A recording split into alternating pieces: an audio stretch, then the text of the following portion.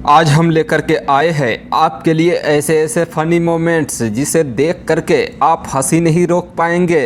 तो चलिए शुरू से शुरू करते हैं। अभी मजा आएगा ना भिड़ो। कुछ लोग ऐसे होते हैं जिन्हें शादी में डांस करना बहुत ही अच्छा लगता है। अब आप ये महिला को देख लीजिए, इसने तो सारी हदें को पार करके घोड़ी पर डांस करना शुरू कर दिया। फिर घोड़ी ने कुछ ऐसा किया, दूल्हा तो दुल्हन लाने के लिए चला गया होगा, लेकिन ये महिला हॉस्पिटल में प्लास्टर कराने के लिए चली गई होगी। यही नहीं, अभी और सुनिए। अब दूसरी शादी में ये अंकल जी को देख लीजिए, शादी में गए थे और वहाँ पर डांस हो रही थी। ये देख करके अंकल जी को रहा नहीं गया, फिर क्या अपनी पत्नी को छोड़कर दूसरी महिला के साथ डांस करना शुरू कर दिया।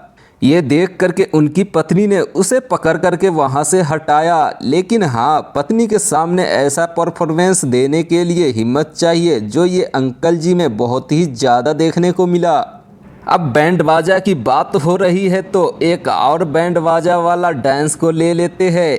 ये भाई साहब को देख लीजिए, अपने साथ साथ कुत्ते को भी डांस करने के लिए मजबूर कर दिया है और कुछ इस तरह से परफॉर्मेंस किया है कि सभी लोग देख करके डांस करना छोड़ दिया और देखने में लग गए हैं।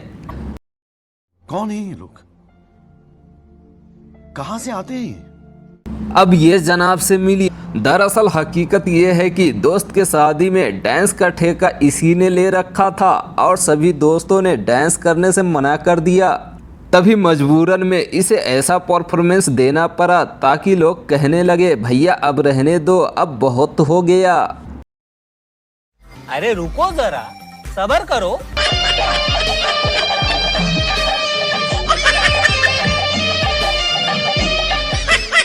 अब ये दुल्हा राजा से मिलिए, इनका शादी हो रहा है और दुल्हन बगल में खड़ी है और ये उसे घूरने में लगा है।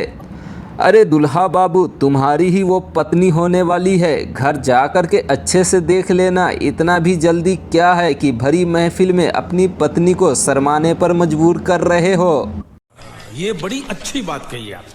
अब इन लड़कों को देख लीजिए, कुछ लड़के तो शादी में बस ये सोच करके नाचना शुरू कर देते हैं कि लड़की उन पर फिदा हो जाएगी, चाहे वो कैसी भी नाच ले।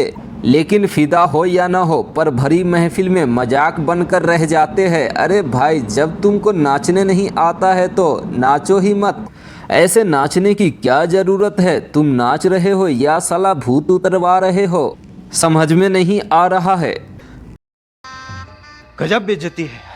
अब ये दुल्हा बाबू को देख लीजिए, इन्होंने तो सारी हदें ही पार कर दी है। पंडित जी ने कहा इनको सिंदूर लगाने के लिए, लेकिन ये दुल्हा बाबू खुद अपने ही माथे पर सिंदूर लगाने लगे। ये देख करके दुल्हन घबरा गई और शर्मा भी गई। फिर उसे रोका गया, भैया आप खुद से शादी नहीं कर सकते हैं, आपको ये सिंदूर पत्नी के माथे पर लगाना होगा। कितने तेजस्वी लोग हैं हमारे पास, कितने शानदार विचार रखते हैं जी। अब दूसरे दुल्हा बाबू को देख लीजिए, ये दुल्हा बाबू तो पंडित जी को ही फंसाने का प्रयास में लगे हुए हैं। दरअसल पंडित जी ये दुल्हा बाबू को शपथ दिला रहे थे कि भैया जब ये रूठेगी तो तुम्हें मनाना पड़ेगा। पंडित जी ने कहा जब रूठेगी तो हम मनाएंगे। ये सुन करके दुल्हा बाबू ने क्या कहा आप खुद सुन लीजिए। जब रूठेगी तो मैं मनाऊंगा। अच्छा। अरे भैया, शादी तुम कर रहे हो और पंडित जी क्यों मनाने आएंगे, थोड़ा समझा करो। ये बड़ी अच्छी बात कही आप।